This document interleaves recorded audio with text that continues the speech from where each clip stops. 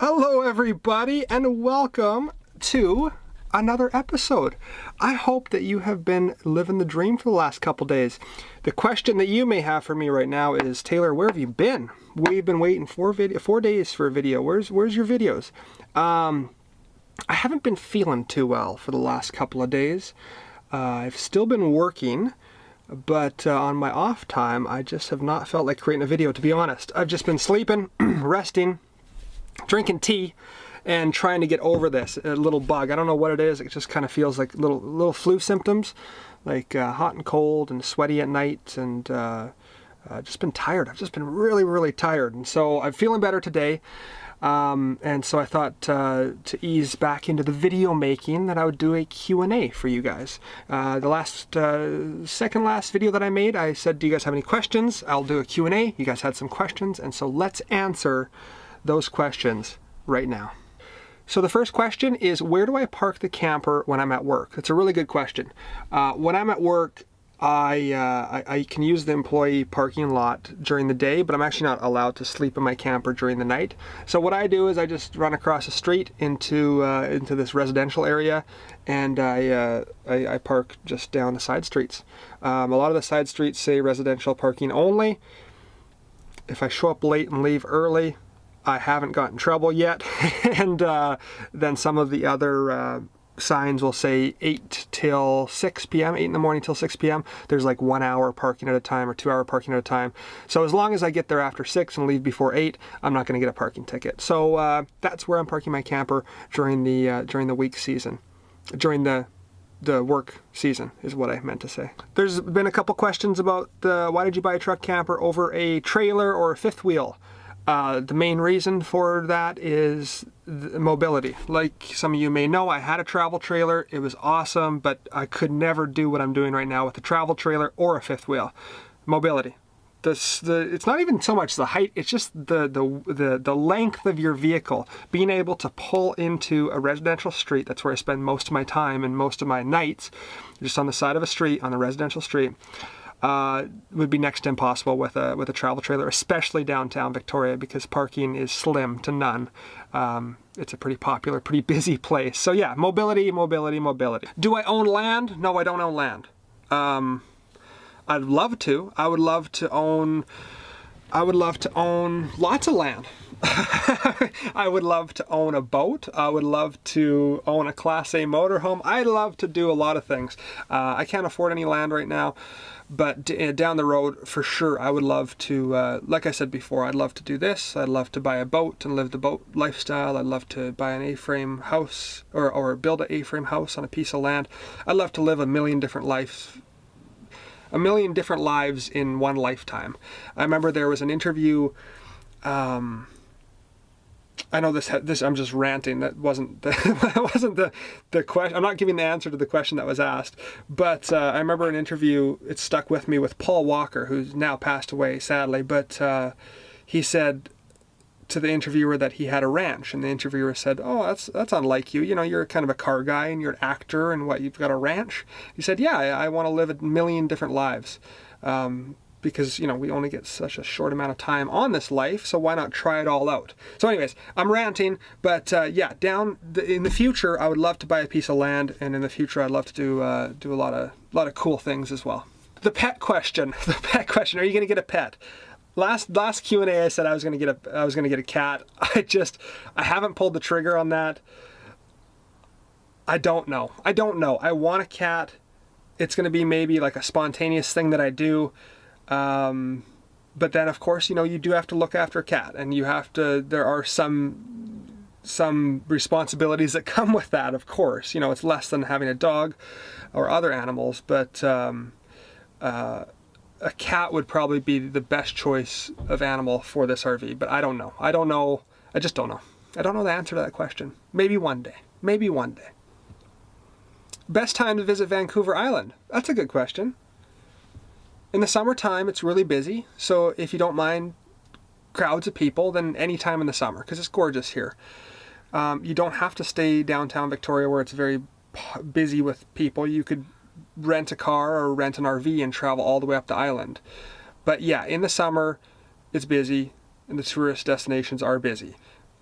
I really liked, when I was traveling, October, for all of my sightseeing. There was nobody anywhere in all of the tourist areas that I went. So October, I would maybe recommend October here on Vancouver Island, because tourist season has ended.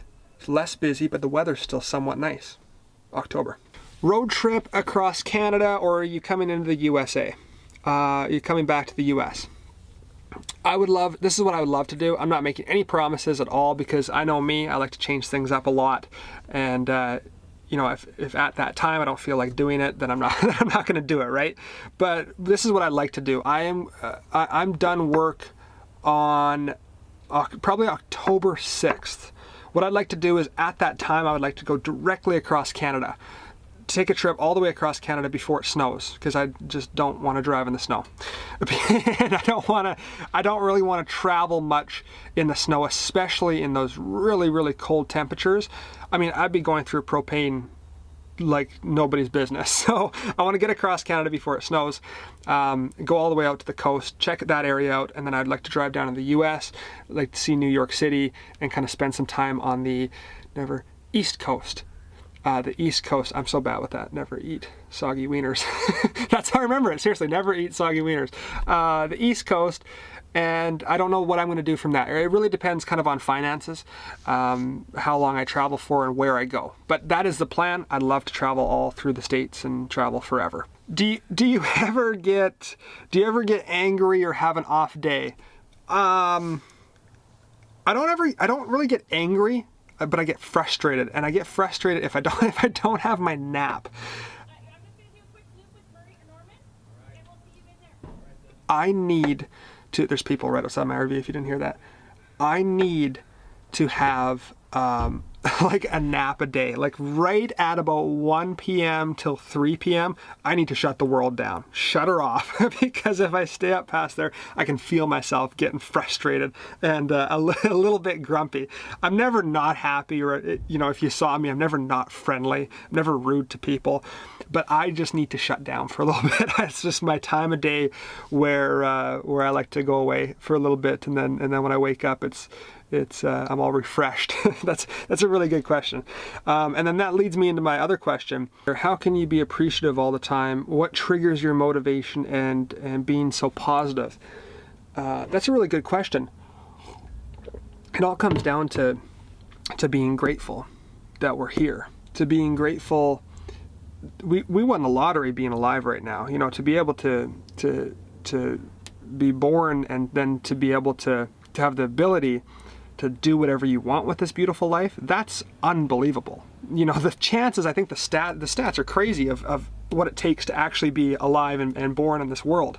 So that's a big thing. And also, I understand that there's going to be an end to all of this. You know what I mean? Like, I understand that one day I will die. And so it just gives me appreciation for every single day. To do exactly what you want with it, and to make every second count, because there will be a day where I can't do this anymore. So that's where my motivation comes from. That's where my positive outlook comes from. And that's where my appreciation for life comes from. Right there. How amazing it is to be alive, having 2 hands, 2 feet. There's people in this world that have serious problems. Serious, not the silly problems that you hear every day. I put too much cream in my coffee, and it's stuff like that. It's ridiculous. It's ridiculous if you really think about it. And my uncle Tim, if you're watching this, hello. You said it best. The only reason that we complain about all this silly stuff is because we have fresh water that comes out of our tap. Let that sink in for a little bit. The only reason that we really complain is because we have fresh water coming out of our tap. If there wasn't fresh water coming out of this tap, all those little stupid complaints that we have, those would all be gone, and we just worry about where are we going to get fresh water. But because we have it and everything's so accessible, it's like, well, man, it's a little bit hot today. I mean, or it's a little bit rainy today. Do I have to put the $100 raincoat that I just bought at Mark's Work Warehouse on today? Just silly complaints. Anyways, I went on a rant there, but that's where I get my appreciation for all of it from. Which software do you use? This is a good question. Final Cut Pro X. Final Cut Pro X, great software. I paid $350. So what happens is you pay $350 right off the bat. That's it. You get all the updates with it. It's a one-time cost. Whereas the other popular one, there's two popular ones, Final Cut Pro X and Premiere Pro. $350 for Final Cut Pro. And then I don't know what the prices are. I think it's like $30 a month or $40 a month or something, or $10 a month. I don't know what it is for Premiere Pro, but you pay in the long term more for Premiere Pro. You get more with it. You can do more things with your edit. But I tried it. I did like a month trial. I just found it confusing, and I didn't find it as fast. I couldn't work as fast with Premiere Pro than I could with Final Cut Pro. So that's why I went with Final Cut Pro. And for what I use it for, works awesome. And I guess the last question today is, can I do burpees in my camper?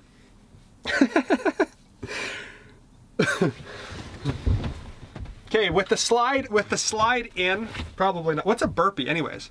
You gotta jump up and then go down on a push-up and then put your legs out. No, I can't do it. That's the roof right there. I would hit the roof and I would hit everything. I'd hit my oven on the way down. I can't do burpees in my RV. So I think I'm gonna wrap it up here, guys. Thank you so much for the questions. The questions were so great. I love all of them. Thanks for the, I love the question just about positivity and happiness. And I'm a huge believer of that stuff. And I'm gonna do many more videos in the future of that kind of thing because it just means a lot to me. I mean, if you can figure out how to be happy, you win. You know what I mean? Thanks for tuning in. Keep living that dream. Take care. Have a wonderful day. I've got some really fun videos on the way. Yes, I'm going to do some vlogging around the buses and all of that, but I also have kind of a stockpile of some things. Well, one of my next videos is going to be what's in my truck camper. Like what do I keep in here? You know, 2 plates, 2 cups. That's something that I would have been really interested in seeing when I was thinking about buying a truck camper, getting into the RV lifestyle. So I'm really, just videos like that, just simple kind of videos, but stuff that I would have really wanted to see. So yeah, lots of videos on the way. I hope that you guys enjoyed the video. I already said keep living the dream. Until next time, take care and bye-bye.